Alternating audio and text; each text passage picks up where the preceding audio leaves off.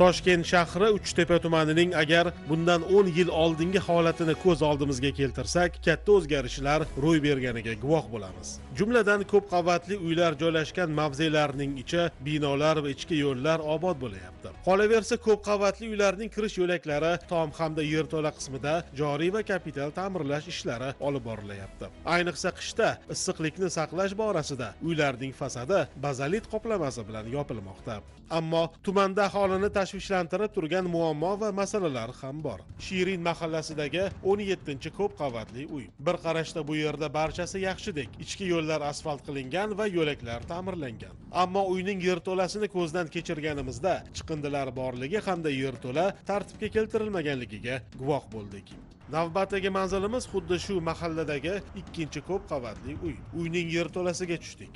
Guvohi bo'layotganingizdek, yerto'laga suv toshgan. To'g'ri, suv toshishi bartaraf etilishga harakat qilingan, ammo quvurlar to'liq yangisiga almashtirilmagan ekan. Ma'lumotlarga ko'ra, 2-uy oldida joylashgan umumiy ovqatlanish shoxobchasi xodimlari kanalizatsiya tarmog'idan noto'g'ri foydalanish oqibatida suv toshish muammosi doimiy sodir bo'lib turar ekan.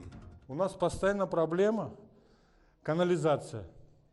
Сбоку с торца находится кафе Хорезм-Балык. Там постоянно в камере подпор. Когда у них подпор, вода выходит и нас затопляет подвал.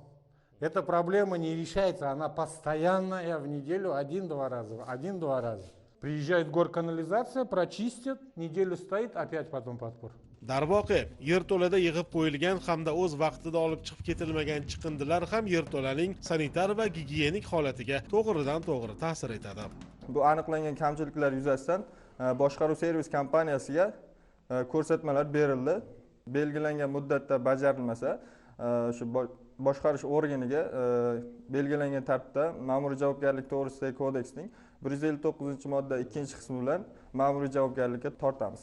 Ochiq muloqotning keyingi manzili Uchtepaning 22-dahasi Nayman mahallasida joylashgan 10-ko'p qavatli uy bo'ldi.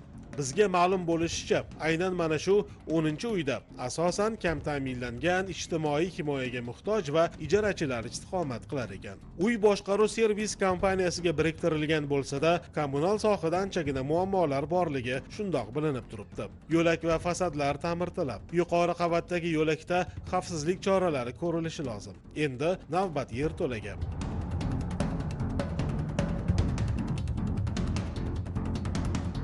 Ha aytgancha, yurtimizda e'lon qilingan tozalik va ozodalik oyligi davom etmoqda. Biroq bu yerda chiqindilarni berkitishni o'zgacha yondashuvimi degan fikrga keldik. Hamma chiqindilar yerto'lada. Xo'sh, mana bu tasvirlarga nima deysiz? Chiqindilar shu darajada ko'pki, uning rohatini suvaraklar ko'rmoqda. Lavhamizdan so'ng tuman hokimligi mutasaddilari bu holatlarga aniq va tezkor choralar ko'rsalar, maqsadga muvofiq bo'lardi. Yerto'la qismi sanitariya qoidalar talablarida emasligi hamda yerto'la qismida maishiy chiqindilar borligi aniqlandi. Ushbu uyga xizmat ko'rsatuvchi Uchtepa Sherin boshqaruv servis kompaniyasiga tegishli ko'rsatmalar berildi hamda 3 kun muddatda bartaraf qilish yuklatildi. Bartaraf qilingan ishlar yuzasidan foto va video ilovalar tashlanishi belgilandi.